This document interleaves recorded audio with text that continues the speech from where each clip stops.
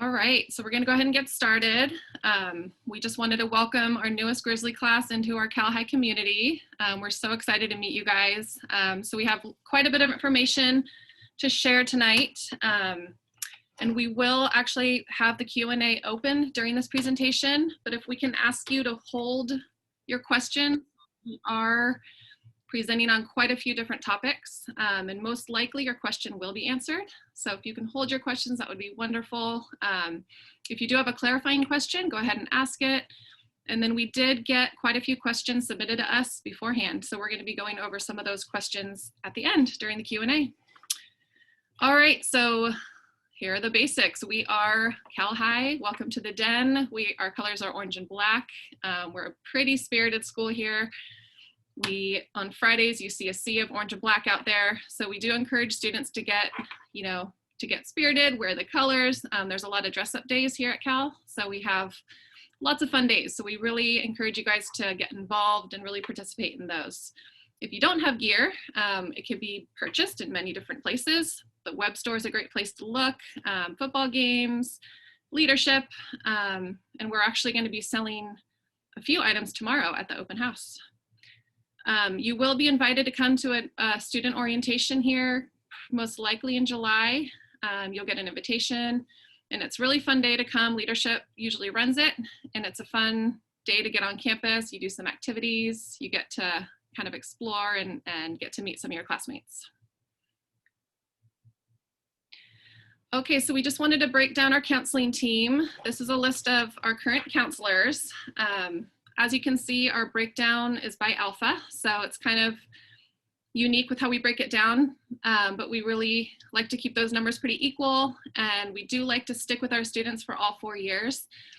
This could change a bit depending on enrollment, but we're really hoping we can stick with our current alphabet, so you can go ahead and take a look and see who your counselor might be. You will be seeing us quite a bit throughout the years, and we hope you'll stop in, and see us at any time. We are here as a support for you, for anything you might need throughout high school. So we just wanted to, I'm not going to go through all the names, but you can see the list here. And we also have a student support counselor, Miss Mullins, and she is on our campus. She is awesome. She's here. She doesn't have an alpha or a caseload. She's just here for support for students who might be struggling or needing help, with something. She is a resource on our campus. We have our college and career coordinator, Miss Nichols, who's in our career center, which is right here in the counseling office. And she is so knowledgeable. And you can, you can start seeing her as a freshman, ask questions, figure out how you want to get started with like your college search, or do a personality inventory to see, who you are and, what you might be good at and your strengths. She's a great resource for that. And then we have Miss Goldenberg. She is our school social worker. So she is in our wellness center, which I'm going to talk about in a little bit, but she's also a great resource, for extra support here at Cal. And then we have our counselor tech, our registrar, and our secretary. Okay, so why you might need a counselor, we're here every day, for lots of different things. We meet with students daily for lots, for academic guidance. So course planning is what we're, focused on right now for the next school year. We meet with every single student once a year. So we make sure, we have kids that come in and see us all the time, and we have kids that we might never ever see. So we hope you come in, and if you don't, we will call you out at least once a year, where we talk about your goals, go over your course selections for the next year, go over your transcript, make sure that you're on the right track, that you're meeting, that you're gonna get where you wanna go after high school. And then college planning, career planning, we do all of that.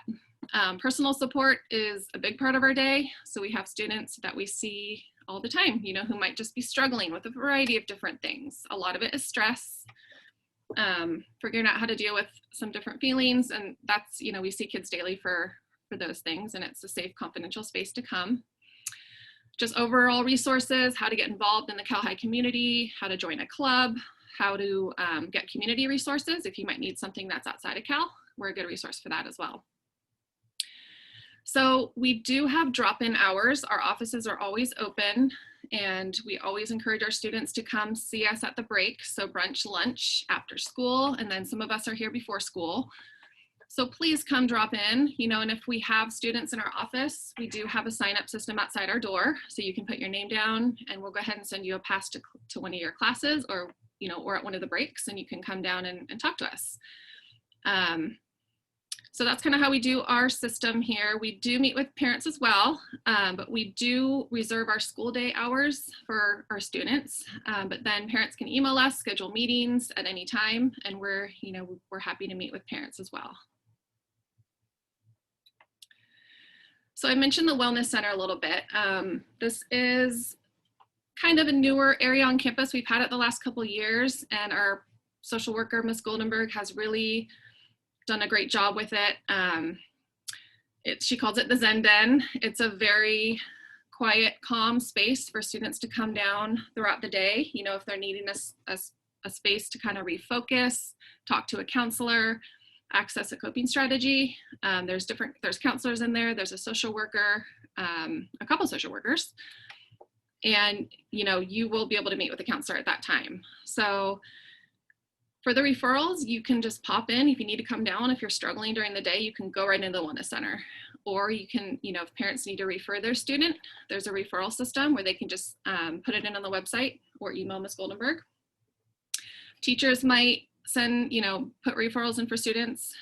There's lots of different ways to get your student seen in the Wellness Center. And students going into the center, usually it's there for like short breaks. That's the goal, access a coping strategy. There's art, there's coloring, there's music, fidget tools, puzzles, lots of different things, tea and aromatherapy. So things that we hope will center your student, and so they can get back to class. So that's kind of the goal. It's open from 8:15 to 3:15. So we encourage you guys to check it out when you get here. All right, so the bell schedule. We've been getting a lot of questions about what our schedule is going to look like next year, and we are not certain yet, unfortunately. It's still under negotiations, so we're still in talks, but we do have a general idea here and a couple sample schedules of what the bell schedule will most likely look like. We don't have exact times yet, but we do know that no instruction is going to start before 8:30. So we will not have an A period anymore. That early morning 7:30 class is no longer going to be here. All classes start at 8:30. And if you do take just the regular 6-period day, most likely you'll get out around 2:30, 2:45. So what's formally known as our A period will be a class at the end of the day. We don't quite know the name. It's either going to be 7th period or B period. We're not quite sure. But that's going to take place at the end of the day, and it's an optional class. And I'm going to go over in a little bit what qualifies, what courses qualify 9th graders for 7th periods. But it's definitely not needed for a 9th grader. And again, we don't have the space, so it's really limited. So I'll go over that in a little bit. But just looking at our odd and even day schedules, we're still on a block schedule. And if you're, you might not be aware what that is, but you go to 3 periods per day. So for example, we'll have odd and even days. So if you look at the regular 6-period day, you would go to periods 1, 3, 5, and then if you're in if you're in a 7th period, that will come right after, and then it will rotate to 2, 4, 6. So you'll go 1, 3, 5, 2, 4, 6, 3 classes per day. The classes are longer, but you go every other day, and a lot of our students really, really enjoy the block schedule because you have extra days to get your homework done. You have the extra day to go talk to your teacher if you're not understanding a concept. So most of our students really, really enjoy our block schedule. It might be a little bit of adjustment, but you guys will kind of get used to the odd and even day rotation. So what classes are you going to be taking in 9th grade? So there isn't much choice in 9th grade. 4 of your classes are pre-selected for you because there's a lot of requirements that you need to get done before you can start having a lot of flexibility with your schedule.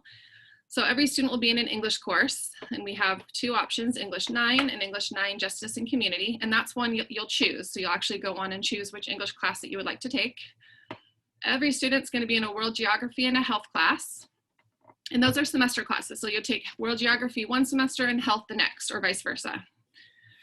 Math is going to be pre-scheduled, but it's going to be put in your schedule as Math 1. It's just a placeholder for now. We're going to get those recommendations from your math teacher as to what class to put you in a little bit later. PE 9 is a state requirement. Every student needs to be enrolled in a PE class, so that you'll see that scheduled on your selections. Biology and and then the 6th class, you get to choose a world language or fine or applied art.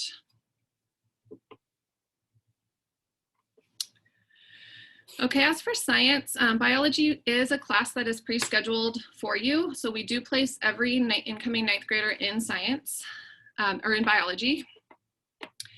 Keep in mind that biology is one of our harder classes that 9th graders will take. Our teachers do say students really need to have strong kind of reading, writing skills, and a strong, work ethic, because it is going to be more work than your other classes most likely. So, if you're ready for that challenge, you can certainly you could take biology. Most 9th graders do take biology, but if you're not ready and you kind of want to opt out, you do have that choice to opt out and delay biology to your 10th grade year. Because, I'm going to talk about requirements in a minute. 2 years of science is required to graduate. So 1 year of life science, which is biology, and then 1 year of physical science. So you could opt out and take it your sophomore year. So for math, I did mention briefly that Math 1 will be placed onto your schedule. And then we will get those math recommendations from your current math teacher. So if you have questions, you can certainly ask your current math teacher. A lot of you will be going into Algebra 1, some of you geometry, others might be higher levels, but you need to talk to your math teacher about what class you might be placed in. If you're earning a C or better, most likely you're going to be recommended to keep going, on the path you're on in math. If you are struggling a bit, you might be earning a D or even a C minus or lower than a D. You might be asked to just repeat the level of math that you're in right now. So your teacher will let us know, if you need to be in a slower moving math course. All right, so world language. We do have 3 languages here at Cal. We have Spanish, French, and Chinese are our options. If you're currently enrolled in Spanish 1B, you've taken 1A and 1B, and you're earning a C or higher, you will be placed into Spanish 2 or French 2. Some students might have decided, they're not quite ready or to move on, and they might want to retake Spanish 1. That's okay to do as well, but you will be placed into the next level. Or we do recommend that you choose the next level, so Spanish 2, French 2, if you're in a language in middle school, if you're doing well. So Chinese, we have levels 1 through AP Chinese. Applications are due pretty soon. Miss Wang is our teacher, and you can pick up an application from your middle school counselor, or you can pick one up tomorrow at our open house. I know the application is due pretty soon, but she's pretty flexible. If you miss it and you might need to turn it in a little bit later. Her email's here if you're interested in testing into a higher level. So really her application is for students that are pretty fluent and they want to test into a higher level of Chinese.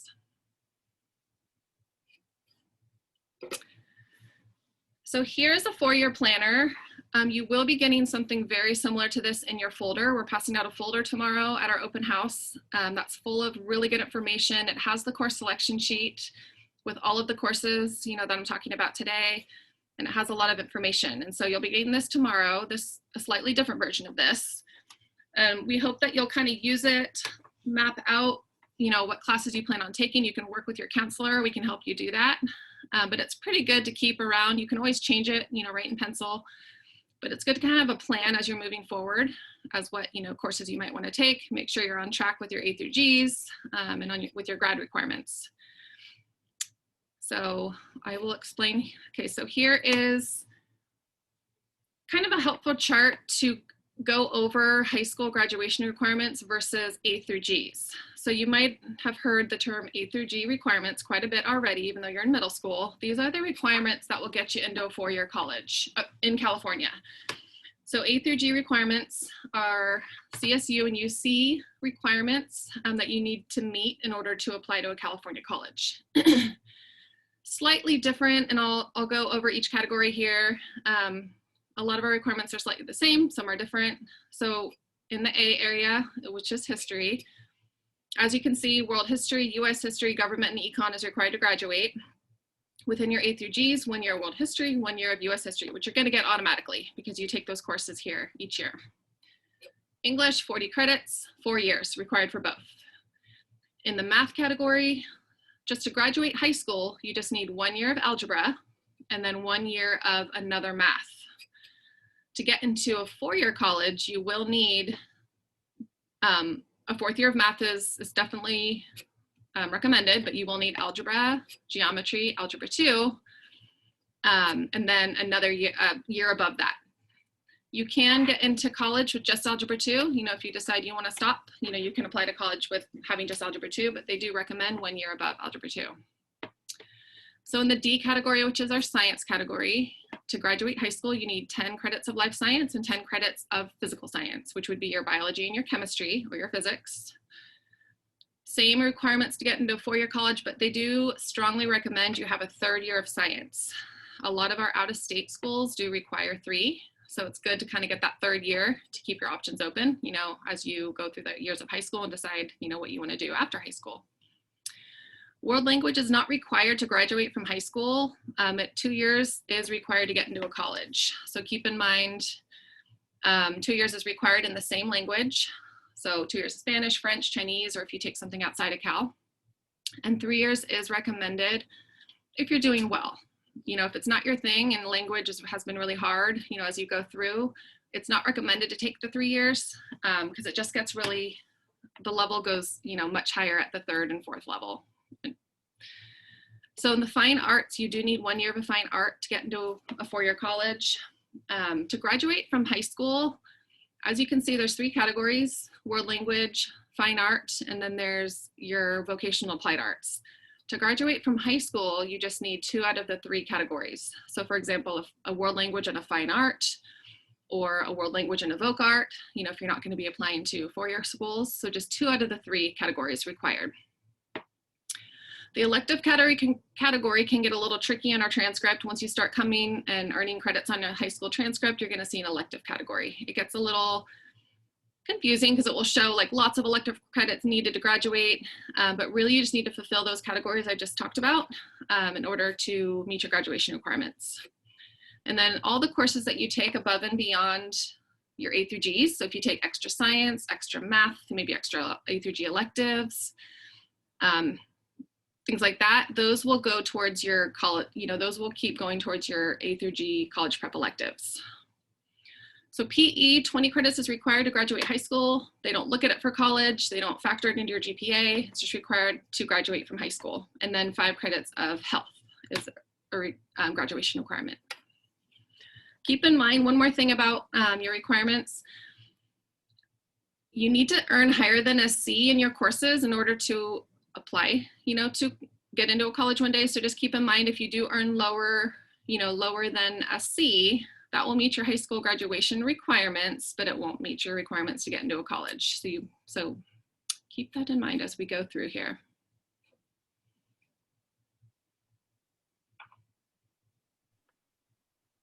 All right, I think it's my turn, right? Yes.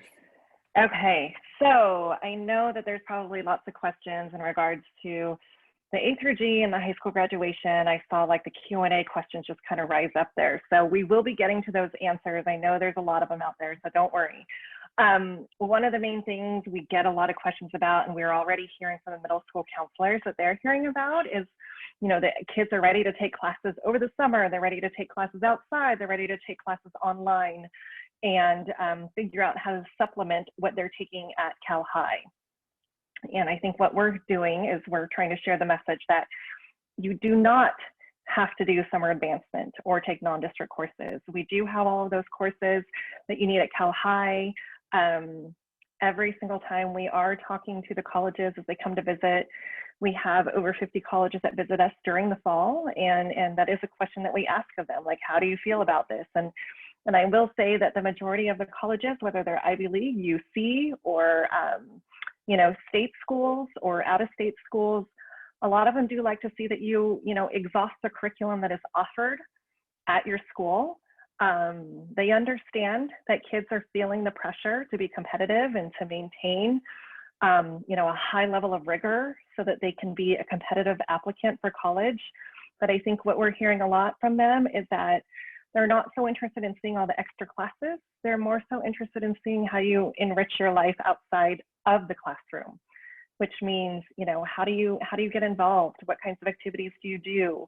Do you hold a part-time job? Are you taking on an internship? Like things like that they care more about. So keep that in mind as we go through this, because I know that is the bulk of a lot of the questions that we get, and we just want you to know that let's not panic about it. We know that kids are doing it, and we know that kids are questioning it and wondering if this is what I should be doing. Should I be doing this? And there's lots of different reasons why a student would want to do it. But you really want to make sure that you are taking a balanced load and not doing too much too soon, okay? So for non-district courses, yes, that is something that we do allow our students to do. So students are able to take some outside courses if they would like to. We do have some limitations as far as what we put onto our transcript for graduation. So keep that in mind. As you can see here, there is a total of credits that we allow on our transcript that can be used towards graduation. And there is a process that you do need to follow. There is a very thorough document and several pages on the district website that you can visit that will go over everything in detail. You'll hear it a lot. People will say, what's an NDC course? A lot of times they're referring to what's called a non-district course. So those courses that are offered outside of our district that students elect to take on their own, for whatever reason they might be. So, before, a lot of students would do that because maybe they wanted to take a course that we don't offer at Cal High, and I think that's a great reason. If it's something that, especially that we don't offer at California High School, it's something that you're interested in and you want to take, absolutely go for it.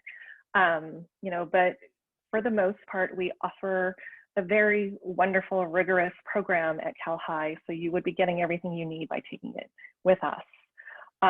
Again, there are requirements in order to be able to do that. You do have to make sure that you're meeting the requirements to be able to make sure that institution's approved. So we're looking at institutions that are accredited, regionally accredited. These are institutions that offer courses that are approved by the UC and CSU, which is those A through G courses that we talked about. So they're approved A through G. These are also courses and institutions that offer an official transcript. So they must be able to offer an official transcript where we can verify it if we do need to place it onto ours, okay? And this is also just to protect you, because you want to be able, if you are taking courses, you certainly want them to count if you want them to be included for your evaluation when you're applying to college. So those are the things that you need to make sure that they follow. And on the district website, we have all of those. In addition, we do, because we create the master schedule over the summer, so we know what students are taking. For example, if a student wants to do geometry over the summer and their intent is to take Algebra 2 with us in the fall, that non-district course intent form is essential to fill out, because that allows us to plan appropriately. So if we do have some kids who are doing that over the summer, we know perhaps to be able to save a spot in Algebra 2 for that student. So again, take a look at that, the non-district course form. It's due no later than Friday, June 24th, so that we can build a proper master schedule for all of our students. So if you need more information about it, check it out on the district website. It's pretty thorough on there, but again, totally optional and not necessary, especially for incoming ninth graders. All right, so again, like I said, remember how the advancement works. A lot of students and eighth grade students, we get questions from parents who are like, well, we want to get started now. And certainly you can in the spring, but remember that what matters is that in order for us to be able to put it onto our transcript, if that is what you're hoping for, then the course does need to be completed after they promoted from middle school. So after they promoted from eighth grade is when that class should be completed. But keep note, you see that in the first bullet point. What we do, if they do finish it prior to that, we can make a note in the comments section. However, to place it onto our transcript, there are rules around that. And it's also on our district website, written pretty in detail, okay? So Algebra 1 is a graduation requirement. It's not just a graduation requirement, it's actually a requirement by the state. Okay, so if you are planning to take that outside of the district, make sure that it is completed after you've promoted from eighth grade if you're not doing it within our institution, meaning if you're already taking an Iron Horse or Pine Valley, you're fine. But if you decide to take it outside, make sure that it is completed after promotion from 8th grade. All right, another common question that we are getting is the independent study PE, which is a new program that was implemented a few years ago when we had our personalized learning initiatives. The application actually just went live today on the district website, again, under personalized learning as well. So there's two different kinds of PE credit that students can earn. All of our ninth graders are enrolled in PE 9, okay? However, there is one particular program that students can take, which is called Independent Study PE. We call it ISB for short. And it's an application that is done through the district. So this is for very specific types of athletes, okay? These are for students who participate very competitively in an individual sport. So, you know, if you play a club sport through volleyball or through softball or through soccer, that is a team sport, and that cannot be used for independent study PE. It has to be an individual sport. So they must be competing at a high level. And there is an application on there that is required to be filled out by the parent and student that lets us know how you are going to be meeting those PE standards. And then in addition, once you fill that out, also it's required to have your coach, your instructor, your trainer fill out their portion as well, which includes them providing their insurance information. So there is liability insurance that's required to be carried by that individual instructor, so keep that in mind.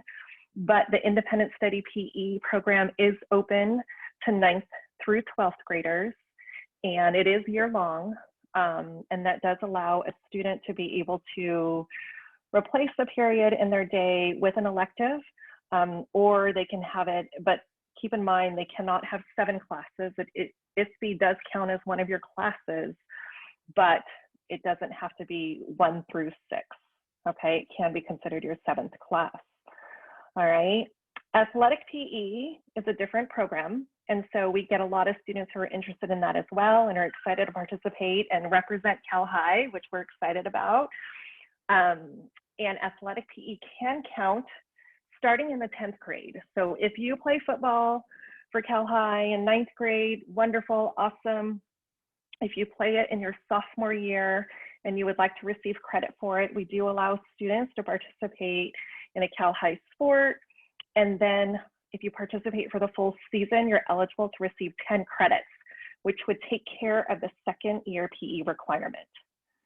Okay, and then just a little note here to remember, the online PE, we don't accept online physical education classes. So taking an online class is not acceptable. It does have to be in person. It does not meet our graduation requirements otherwise. Okay. All right, so just to kind of give you a heads up on how we do our sports and where they fall during the season.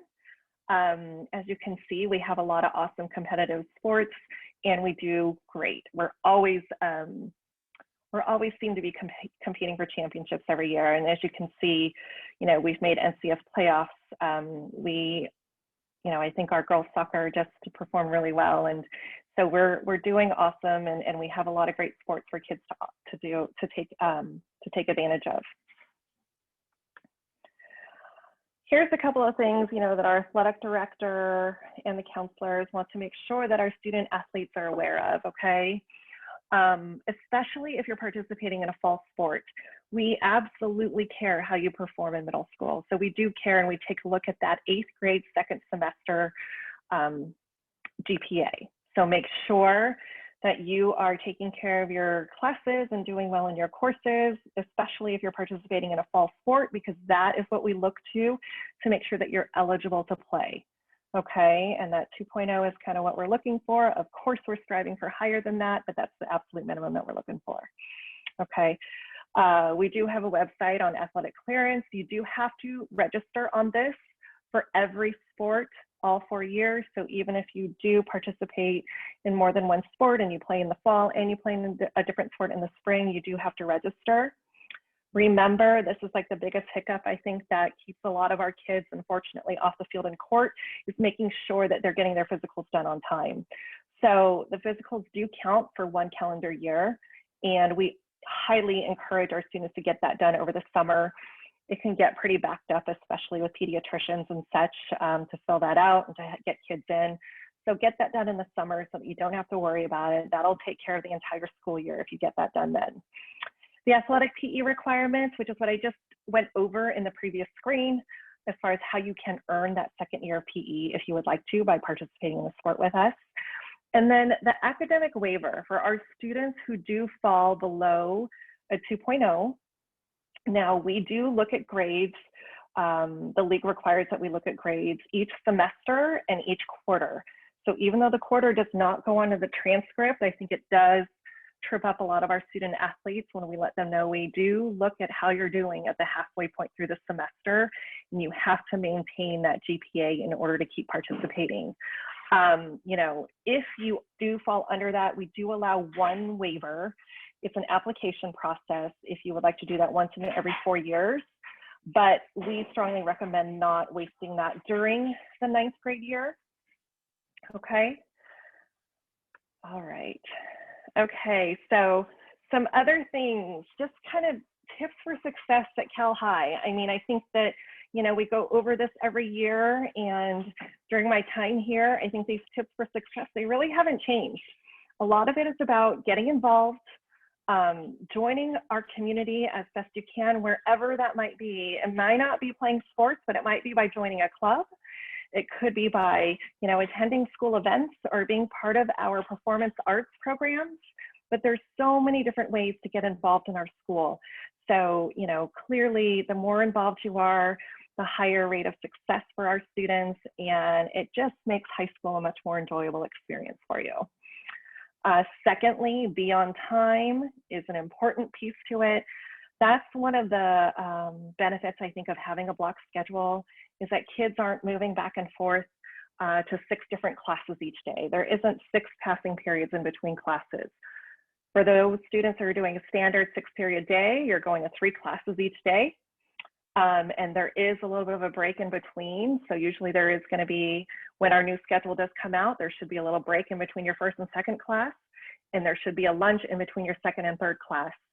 So a lot of teachers have a very high expectation that there is no reason to be late. I mean, as big as our campus is, we do try and make sure that kids have plenty of time to get to and from classes, which is why we build in those breaks in between moving. So that's super important. Make a good impression on your teachers and be on time, okay? Check Schoology regularly to stay on top of your grades and assignments. A lot of times, you know, your teacher isn't going to necessarily be like, hey, Johnny, don't forget to do this because you were absent the other day. A lot of it is going to be on you to be accountable and to take control of your education and to make sure that you're following up on the website, following up with your teacher to make up any quizzes or any tests that you might have missed. So staying on top of it early and often is the key. All right. So many times we have students who might be struggling in a class, and a lot of times, you know, they may not seek help right away. And that truly is the key to success here on our campus. We have so many different options for you to be able to get support and help, whether we have our peer tutoring that we have on our campus, which happens actually during the school day, and they also offer it outside of the school day. We have our student support period, which is built in. The way that we're looking at it for next year, it's most likely going to be a 30-minute student support period that we're going to offer at least 4 days a week, for the most part, probably 4 days a week, so that students can utilize it by having some extra time to study or to get started on a homework assignment, an opportunity for students to visit with teachers for extra help and see, you know, on concepts that they may not understand. This is also an awesome opportunity for students to be able to, you know, collaborate with peers and on projects, visit and get some one-on-one tutoring if they need to with the math club. But really, I think that the success of a lot of our students are from those students who know how to utilize and manage their time well and really take advantage of the student support. So that's one of many different ways to stay on top of it. Also, we have lots of different tutoring services that our upperclassmen do for free, which I think is amazing. And we usually announce what that's going to be in the beginning of the school year. But our juniors and our seniors work tirelessly and are open to working with our students on all subjects. And I love this part of it because I think that, you know, who better to learn from students who have had that class and who may have had the same teacher you have. And so they know how to help support you, and they're eager to help you. And it's a great service that we have on campus. I always encourage kids and parents to utilize the free services of tutoring that we have on our campus before seeking anything outside. And of course, as counselors, we are here for you. We're here to support you. You know, oftentimes I think that kids, they come to us, you know, for schedule changes or for other things. But if you are having trouble or want some help and some strategies, if you need help talking to a teacher, or if you're struggling in a class, come and see us. That's what we're here for. We're here to help you. All right. And then of course, try your best. This is something that we survey our graduating seniors year after year. And year after year, they all answer the same. And they all say that they would have worked harder, you know, in their studies during their freshman and or sophomore years had they known, especially for our seniors right now who have applied to colleges and are waiting to hear. I can't tell you how many of my seniors that I speak with that are just like, ugh, I wish I would have, you know, tried harder in my freshman year or whatever. So trust me, make sure you're putting in the work early and setting up that good work ethic so that you can be successful in high school. All right, so down to kind of the details. So what's going to happen is tomorrow you will be picking up a folder, and inside that folder you are going to have lots of cool things in there to kind of help with your transition to high school, including the blue online course selection worksheet and directions how to sign up for classes online. It's a pretty simple process. The portal is already open for our current students. So when you do retrieve it tomorrow, you guys could go home right away and work on it if you would like to and sign up for those classes.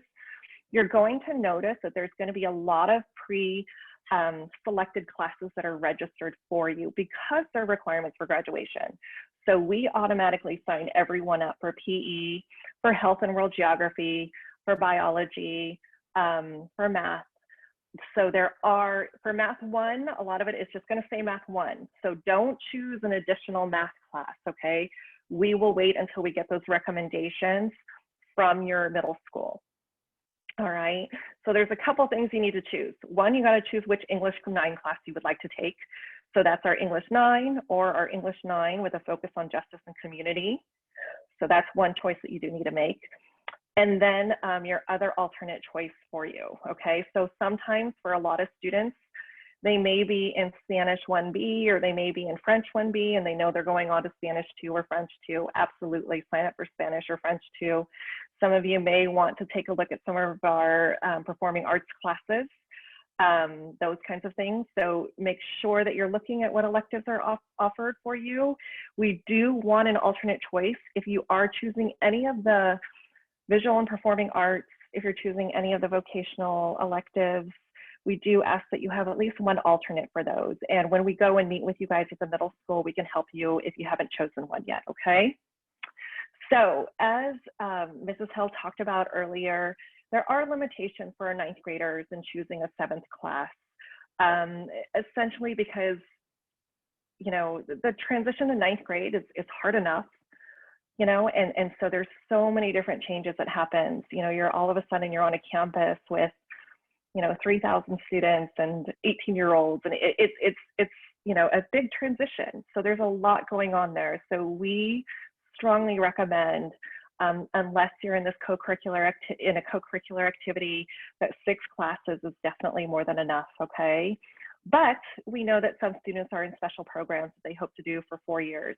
And that's pretty much the programs that are allowed to have that 7th class.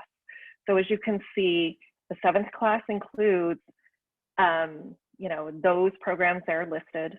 So keep in mind, you know, freshman leadership.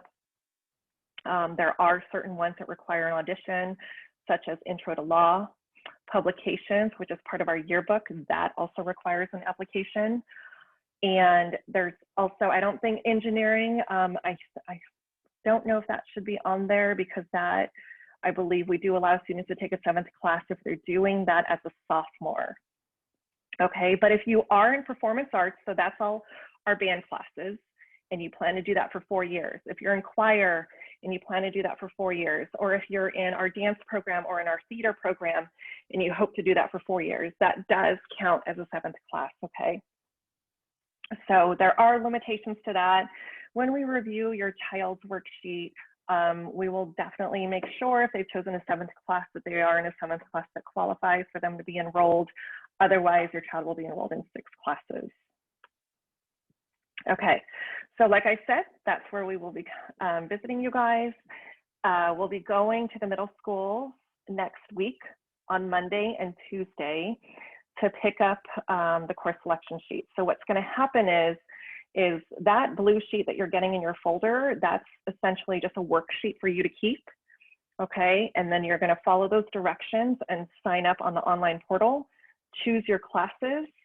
Once you're done choosing your classes, you are going to print that out and have that signed by your parent and bring that with you to your science class and make sure that you have it for science on Monday if you go to Pine Valley, and on Tuesday if you go to Iron Horse, because counselors will be visiting all the science classes on those days to review your summary sheets, make sure that they're signed by a parent, ready to be turned in.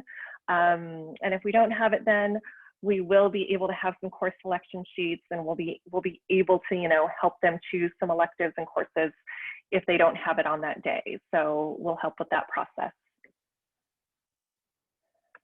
All right, so here is just something that we've been recommending to all of our student body parents.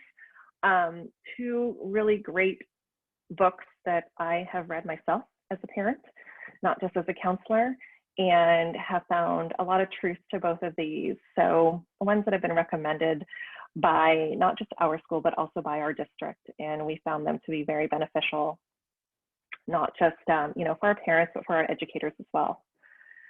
So take a look at that. How to Raise an Adult, specifically, that's a really good one by Julie Lithcott-Haynes, who is a former student dean at Stanford and still lives in the Bay Area in Palo Alto. So she has a lot of wonderful things to say, and it seems like she's, you know, she was speaking to us specifically almost because I think that she also raised her children in Palo Alto, which is a pretty competitive district like ours. All right, I am going to hand it over to Erin so she can talk to you a little bit about what's happening tomorrow night. All right, so we have our big open house tomorrow night. We're hoping that we see all you out here in the quad. It's going to start in the quad here. We're going to do a principal welcome, and we're going to have some of our groups on campus perform for you. And we will have the folders available for pickup, 1 folder per family. I did see a question in the chat about if you're coming on if you're a transfer student, you're not quite approved yet, you are certainly welcome to come. You know, you can grab a folder, check out the classrooms, talk to some teachers. Please come on down. You will be able to tour around the campus. We're going to do a fun little scavenger hunt. There will be some teachers at tables around the quad. There are also going to be some teachers with their classrooms open. So the Fine Arts building, there's quite a few open there. If you're interested in any of our fine art programs, going in the classrooms. We have art, culinary arts, which is our cooking class. Mr. Hampton will be here for that. And we have our teacher who teaches fashion design, life skills, and child development here. And then we'll have a teacher from our principals of our biomedical pathway, computer science and engineering here as well with our classrooms open. The band room and the choir room will be open as well. So go ahead and pop in. The teachers really want to see you, talk to you. You can ask questions about the classes, decide, you know, if that's what you want to take, or maybe bookmark it for another year, you know, if you don't have room on your schedule your freshman year. It's a great opportunity to come and ask those questions. And we'll have many other teachers here in the quad from math and English and a few other electives. We also are going to have a lot of our coaches here. You know, we did talk a lot about sports. We do get a lot of questions, which is why we wanted to present that in our presentation about sports. So we will have quite a few coaches here in our small gym. We'll have tables set up which is right by the quad. So you can go, if you're interested in a fall sport or any sport, you can come and get some questions answered tomorrow. There will be some Grizzly gear for sale. So if you want to get ahead on that, the Cal High spirit, go ahead and come with some money so you can purchase some t-shirts. I think we have some socks and some other gear available. All right, we're excited to see everyone tomorrow on campus. So awesome. It looks like, thank you, yeah. Erin. Yes. I know that we have a thank you, Ms. Nogato, for taking care of the Q&A chat. So I do have a few questions, if it's okay, that I'm just going to answer that we may not have answered that were submitted on the Google form that you sent out. Okay. Sounds great. So I just want to say to everyone before, if I marked your question as answered live, that means I have it ready to go. So please don't feel like we didn't get to it. We'll get there. Awesome. Thank you. All right. So I think a lot of the questions that came through the Google form that we sent out earlier were about sports. One of the questions outside of sport, I think we answered all those. But if you took a full year of language, 1A and 1B in middle school, does that count towards 1 year of the language requirement? Yes, it does. So it does count as 1 year towards your language requirement for college entrance. So keep that in mind. So if you did 1A, 1B at middle school and you go on to Spanish 2, and you're like, okay, I'm done, that's the end of the road for me, you will have completed 2 years of Spanish or 2 years of world language, okay? Will there be a world geography class offered during summer school to free up room for another elective as a freshman? We've been getting a lot of questions in regards to what we're offering over the summer. We are not offering any sort of advancement or enrichment classes for the summer. So our summer school is going to be limited to remediation, those students that do need to make up either a D or lower grade. So if you are pursuing any sort of advancement opportunities, that will have to be done outside of the district. I think that was I think a lot of the other ones we've already have answered. So I think we can go to your questions, Kelly, if you're ready. Okay, so we definitely got some questions about the bell schedule in terms of like what days of the week it happens, is it an odd day, even day thing? So just kind of clearing up what we already do know. Yeah. So right now what we do have is basically a shell of the schedule. We're really kind of narrowing down and making some major decisions about it. Here's what we do know is that it's going to start every day at 8:30. We do know that we would like to build in a morning break for students and obviously, a lunch for students and a student support period for our students. So with that said, a regular 1 through 6 day, there's a good chance that the student may be getting out around 2:40-ish or so. And then if a student is taking a 7-period day, I would say probably around 3:40, 3:45-ish. A lot of kids and parents have asked, what if they participate in outside sports or if they're in extracurriculars outside of there? To answer that, we're not the only ones that are having to make changes to our schedule. This is a statewide thing. This is a state law. So all those other schools are in the same boat as we are. So adjustments will definitely be made within eBall and within NCS and within all of our teams that we compete with around the area and other extracurriculars that we have our students involved in. Okay, so it's not just a district thing or a Cal High thing, it's a statewide thing. We're kind of all in the same boat on that. Yeah, thank you, Cheryl. I had a question I really liked because I think when we're living in our high school counselor world, it's easy to forget that these are people coming into high school, they may not know us. What are credits? Great question. I know. We just speak of those so automatically. It's just like this memory muscle where we're just like, oh, doesn't everyone know that? So credits is the credits that you earn towards graduation. So that we actually put the same way, we put numbers on for each class that we offer. Each semester is worth 5 credits, okay? So students will take, on average, 6 classes, and the expectation, the hope is that they earn credits in all of those classes with a passing grade.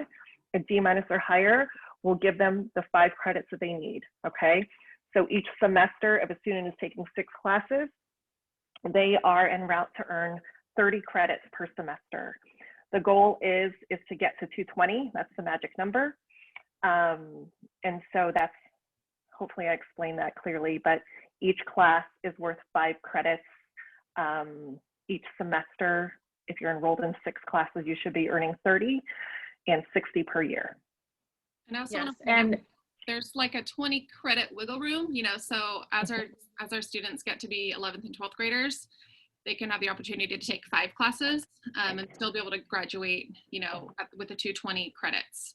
So this gives students an opportunity, you know, to have internships, jobs, you know, extracurriculars, hobbies, things like that as you get to be in 11th and 12th graders. But we do encourage our 9th and 10th graders to take the full 6 classes. Yes. Yes, and you will be able, once you've started earning credits as a high school student, you'll be able to see those in Infinite Campus. That was the other question we got. Right. And then talking a little bit about A through G, basically that doesn't stand for anything. A through G represent the different subject areas, and that's the college requirement. So I think those two kind of went hand in hand.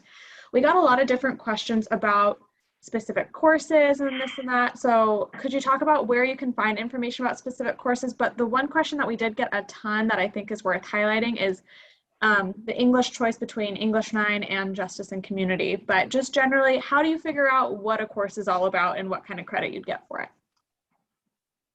Yeah, I mean, that's a great question. So I would definitely guide you on our counseling website. We do have a section there for course registration where it also links to the course catalog so that you can see not just, you know, what the courses we have to offer. It is, keep in mind, a district course catalog.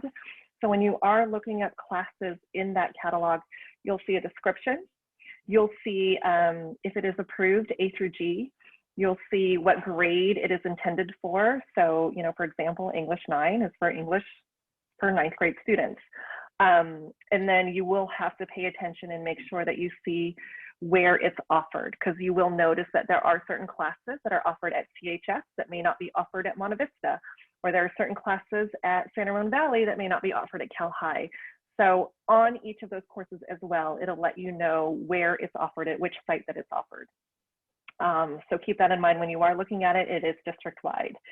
Specifically, the difference between English 9 and English 9 Justice and Community, that's also a great question. English 9 Justice and Community is a course that does have a focus with a social justice lens. Okay, so there is some emphasis and a little bit more focused on some current events.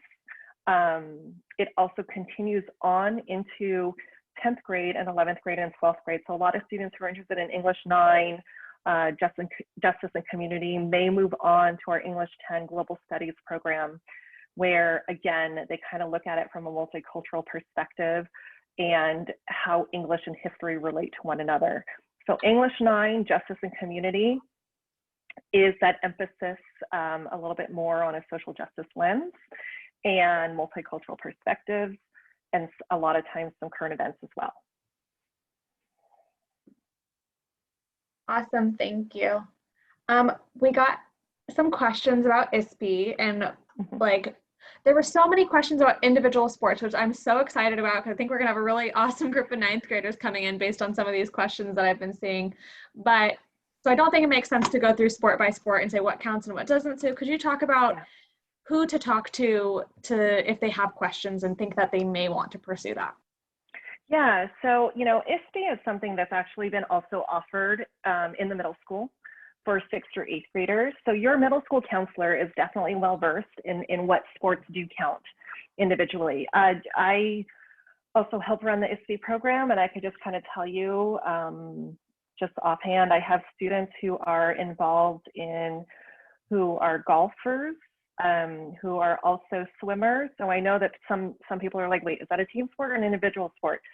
The one caveat that we have with that is that, you know, that the athlete still competes individually.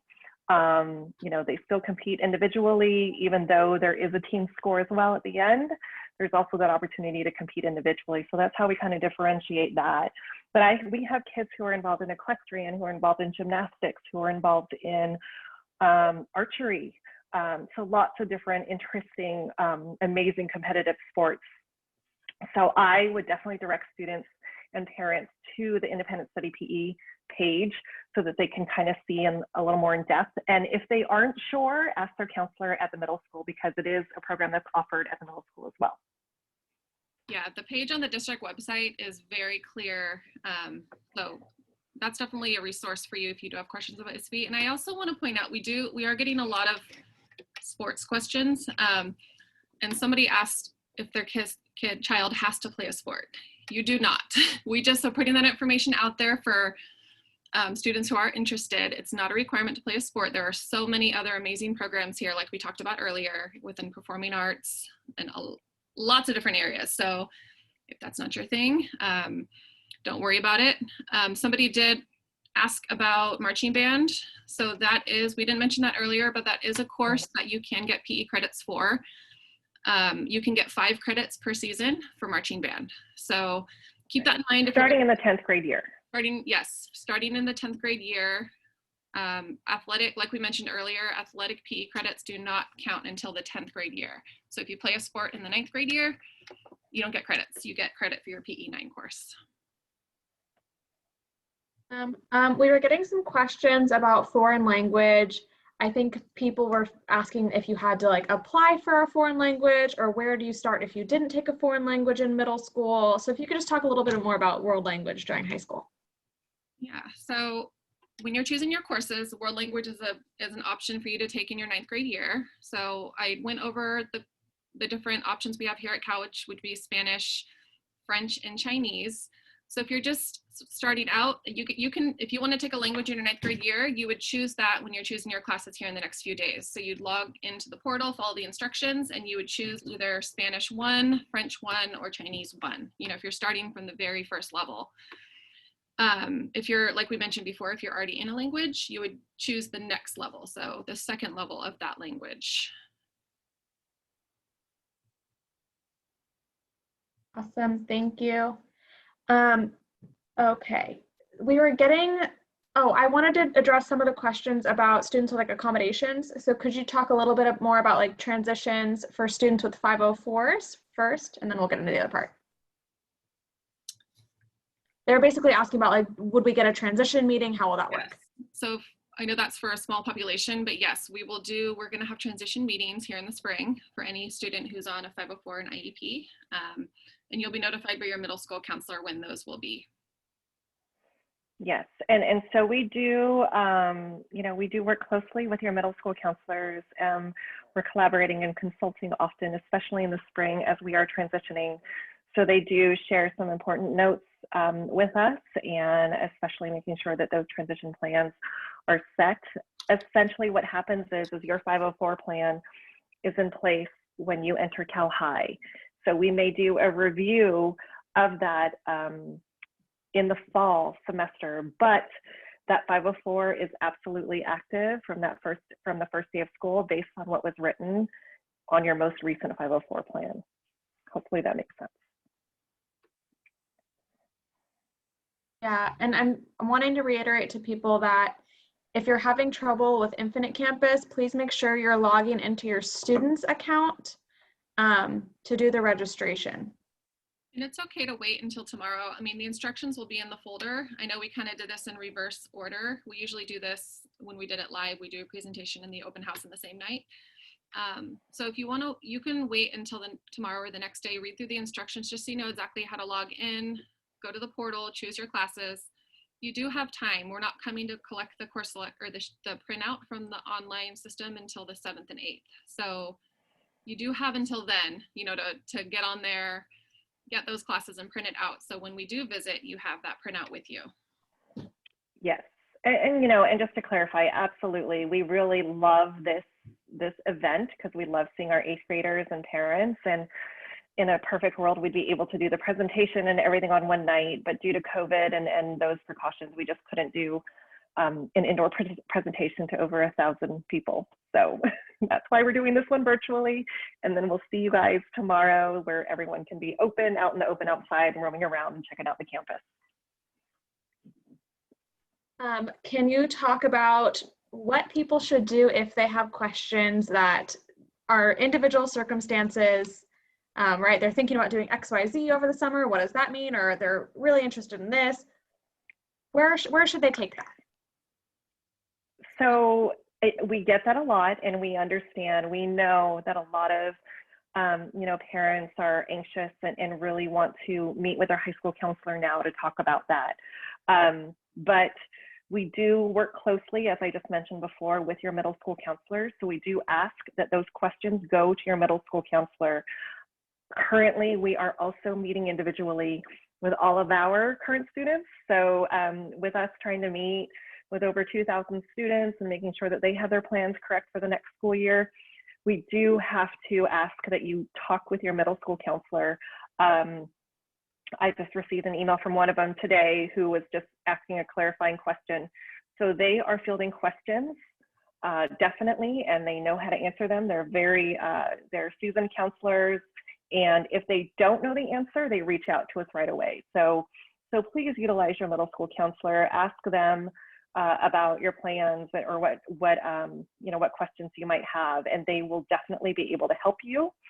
But also, we will be visiting as well on Monday and Tuesday of next week. And if it is a quick question that your student would like to ask us individually, that's where we'll be. And if you want to make any changes to the course selections after we do come on the 7th and 8th, you certainly can do so. You just have to let your middle school counselor know, and then they'll communicate with us. Yeah, so then a couple other questions about the processes for this. I'm getting some questions about what if, this student isn't at Pine Valley or Iron Horse, how do they turn in their summary sheet? So if you're not quite approved, or if you're approved but you don't have access to choose your classes in the online system, we definitely can. What we do is we can email the course selection sheet, or you can pick one up tomorrow at the open house. You can hand select your courses and you could drop them off to our school, or we're going to be having new student, if you're not approved quite yet, we're going to be having new student groups for registration coming up in the spring. So we'll be able to pick up your sheets then and meet with you at that time. Do we have time for a few more? I'm seeing a couple other themes popping up. Yeah, no, I'm fine. Okay, so I'm getting questions about like NDCs, doing things over the summer. I'm just wanting to reiterate that if you're planning on doing something over the summer, which you do not have to do, you should still sign up for whatever it is you're eligible for now. Correct. So for example, a lot of you guys are like, oh my gosh, biology is already automatically selected for me, but I'm planning on doing that over the summer. So I want to take chemistry. Biology is going to stay in your schedule until we see that you've completed biology over the summer. So the most important part that you can do, like I mentioned, was to make sure that you're filling out the proper forms on the district website, because that helps us plan appropriately on how to build the master schedule in the summer. So if we have 30 kids that are planning to take biology over the summer in hopes to go into chemistry, that form allows you to say, I'm planning to take this course over the summer, and if I successfully pass this course, this is what I would like to be placed in after that. And that's your opportunity to say, I'd like to be placed in chemistry. Again, I think that due date was June 24th, where that has to be in so that we can, properly make some changes to the master schedule as needed. But that is really where it's going to be important. So I know that we're already signing you up for Math 1, we're already signing you up for biology, and a lot of times those are the courses where students might be advancing in. So for that reason, no, you're still not going to be choosing a bio or a science and a math class. You're going to be, choosing your other electives that you want to take. And then once you filled out that district form, we will be able to look at your name there and say, oh, okay, Sally wants to take chemistry because she's going to do biology over the summer, or Sally's taking geometry over the summer, and so she would like to be in Algebra 2 for the fall. That's where we will be making those changes. But again, make sure that you're just going to be signed up for those particular classes. Make sure that you're filling out that district form so that we can plan appropriately. Okay, then this is partially for me, but also I know a lot of people in the room will want the answer to this. will we find out about the math teacher at the middle school's recommendations like through Infinite Campus, or how does that get communicated? Yes. So generally, like we mentioned before, if you're doing well in your current math class, if you're currently in, I don't know what it is over there, math 3 or 8th grade math over there, and you're slated to go into algebra 1, as long as you're performing at a C or higher, most likely your recommendation will be to move on to the next level. Okay, so that a lot of it is, it's not just based on the teacher saying it, a lot of it is based on how you perform. So that performance is really going to be important. If you're performing at a C or higher, you will most likely be recommended to the next level. If you aren't, you know, a lot of times those teachers are going to share that information with you. But if you have any questions, I would just have that conversation, you know, with your teacher. A lot of them may not even be able to tell you right now. We are going to start asking for that pretty soon. But a lot of teachers, you know, want to see how you're performing. They're going to be looking at your current progress, how you did first semester. Some of them might even be doing a diagnostic. Like our current math teachers, that is what they do. You know, they do a diagnostic and see how students, where they're at. And they say, you know, based on how you performed, you know, this next level might be best for you. And so a lot of teachers may have different ways of doing that, but having that conversation with a middle school counselor, your middle school math teacher is going to be important. Thank you. If after they've inputted their course selections, they turn in their summary sheet, what if they want to make any changes then? So I mentioned this a couple minutes ago. So they would be able to talk to their middle school counselor, and they will communicate with us any changes that need to be made. So we can go ahead and change that in the system. Sorry, I missed that. I'm deep into the Q&A over here. No worries. Okay, and then your favorite question, scheduling units. What are these, huh? I'll let you talk about that, Erin. So we made it hopefully clear on our instruction sheet this year. In the past, it has been pretty confusing because there's a box where the units will pop up when you're inputting each of your classes into the system. We hope it's pretty accurate this year. Sometimes the units might not match up. It will say like a required amount of units, but you've put in your required courses and the unit count is not matching up. So this sometimes gets students pretty nervous, but we just want to let you know, just as long as you have chosen 6 classes, so the 4 that are pre-scheduled are there, and your 2 additional classes, you are good.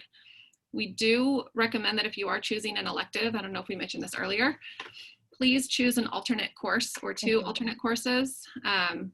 A lot of times, sometimes things happen with our courses, we can't run them, or maybe they're filled up with upperclassmen and we might have to go to your alternate course. So if you don't have an alternate there, sometimes we've got to choose for you, and we don't want to have to do that. So please make sure you have an alternate course for any elective you chose. You don't have to have an alternate for biology, and you don't have to have an alternate for language unless you're okay going into a Spanish or French or Chinese. If you're okay with either or, you can put an alternate language. Right.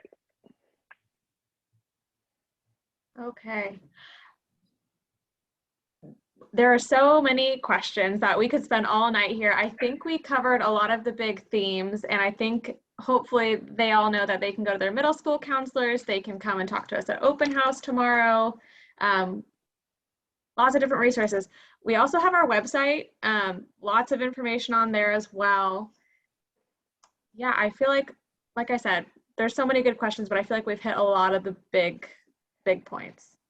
Right. I just want to emphasize, I know, sometimes there's that feeling that we need to do a 4-year plan today. And that's the thing, is that a 4-year plan changes. It changes year to year oftentimes, because sometimes it depends on how we did or what we ended up liking, or we thought we liked this, but we don't. And so things do change. So remember, like, we're just 9th grade. I know it's nerve-wracking, but 9th grade, there's so many classes that are automatically chosen for you because you have to take it. They're graduation requirements. So really, kind of what we're making a decision on is, are we continuing in a language or are we starting one, right? And then as far as an elective goes, a lot of times for our students, that's already kind of chosen for us too with biology. And then maybe if we're continuing on into and want to do a performance art program. So make sure that, you know, don't panic. There aren't a whole lot of choices out there for you because so much is pre-selected for you. You know, what's most important is that transition in 9th grade and just making sure that you're feeling good and confident going into 9th grade. Awesome. All right. I know I keep seeing that number. So we're good on questions, Kelly? Like I said, I know there's a ton of questions out there, which makes so much more sense, but I think we covered a lot of the questions that apply to many, many people. And then if people have individual circumstances, they'll reach out to their middle school counselor and we'll get that figured out. Right. And I did try to kind of weave in all the answers to the questions that were done on the Google survey as well. We know we may have missed some, but we know that the counselors at the middle schools are wonderful and amazing. And if there's anything that we may have missed, I would reach out to your middle school counselor and ask that question. And if they need to consult with us on it, they absolutely will. So please know. And then of course, we'll be there next week to meet with your kiddos. So we're always excited about going to the middle school and seeing your guys' faces, because we are excited to get in our class of 2026. But I know this went a little bit longer than I anticipated. Hopefully it was informative for all of you. We will have a copy of this presentation, a recording of this presentation posted onto our website, which will have it linked so you can certainly go through it again if you need to.